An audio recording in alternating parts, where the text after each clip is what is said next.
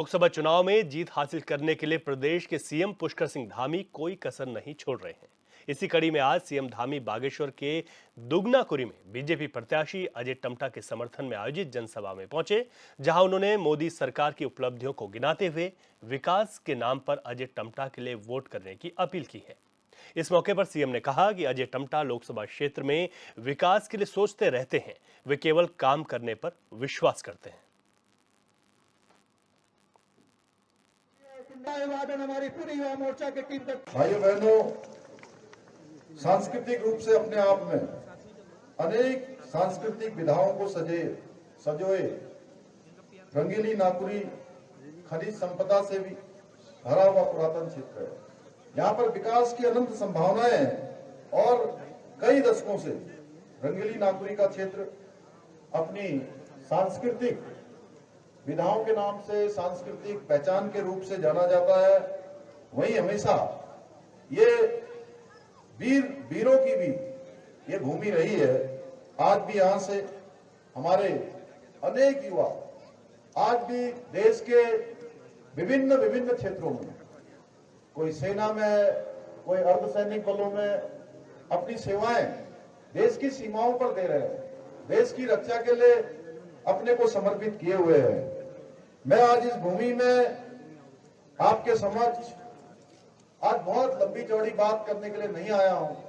मैं केवल आज माननीय प्रधानमंत्री आदरणीय मोदी जी को तीसरी बार देश का प्रधानमंत्री बनाने के लिए और भाई अजय टम्टा जी जो उनके प्रतिनिधि के नाते यहां से मोदी जी ने, पार्टी हाईकमान ने उनको आप सबके बीच में फिर से सेवा करने के लिए भारतीय जनता पार्टी का प्रत्याशी बनाया है।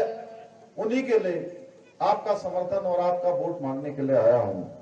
भाइयों बहनों, अजय टम्टा जी के बारे में मैं कह सकता हूं कि बहुत लोग कहते होंगे कि भाई अजय टम्टा जी ने अखबार में बहुत बार अपना ये नहीं छपवाया, वो नहीं छपवाया, लेकिन मैं जानता हूं ये केवल और केवल काम करने पर विश्वास करते हैं, बहुत ज्यादा अपने बारे में बोलने पर विश्वास नहीं करते हैं।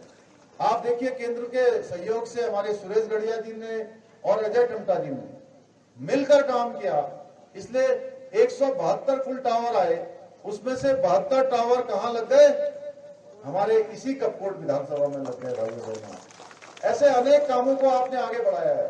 अभी ये यहां से देवाल को जोड़ने वाली सड़क, ये सड़क भी हमारी मंजूर हो गई है।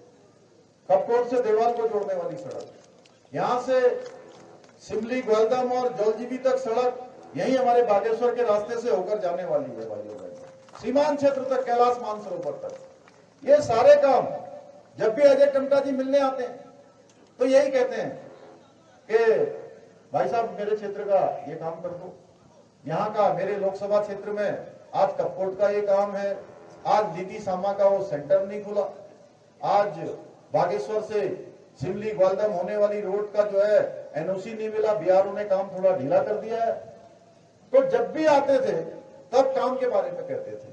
मैं केवल ये बताना चाहता हूं, कई बार लगता है कि सांसद का क्षेत्र बहुत बड़ा होता है, इसलिए सांसद एक एक व्यक्ति से मिलना थोड़ा कठिन काम है, लेकिन उसमें भी बहुत सहजता से आपने काम किया है। बहुत सारे स्थान ऐसे हैं जहां पर लोग विधानसभा क्षेत्रों तक भी नहीं पहुंच पाते। अब जो प्रत्याशी आए वो भी कई लगता है कि इतने छोटे छोटे स्थानों पर अजय टम्टा जी स्वयं जा रहे हैं, दूसरे लोग क्या, उनकी पार्टी के लोग भी कोई दिखाई नहीं देंगे। भाइयों बहनों, मैं आप सबके बीच में आज वैसे पहली बार आया, जब से मुझे मुख्य सेवक का दायित्व मिला, तो मुझे यहां पहुंचकर भी बहुत खुशी हो रही है। भाइयों बहनों, हम सब जानते हैं कि मोदी जी के नेतृत्व में देश तेजी से आगे बढ़ रहा है और मोदी जी के हाथों को मजबूत करने के लिए इस बार हमको एक तरफा समर्थन यहां से देना है, क्योंकि मैं बताना चाहता हूं, जब से मोदी जी देश के प्रधानमंत्री बने हैं, मोदी जी ने हमारे उत्तराखंड के लिए कोई कोर कसर नहीं छोड़ी, कोई योजनाओं को देने में देर नहीं की। जो भी योजनाएं हमने उनसे कहा और उनकी जो त्वरित रूप से काम करने की एक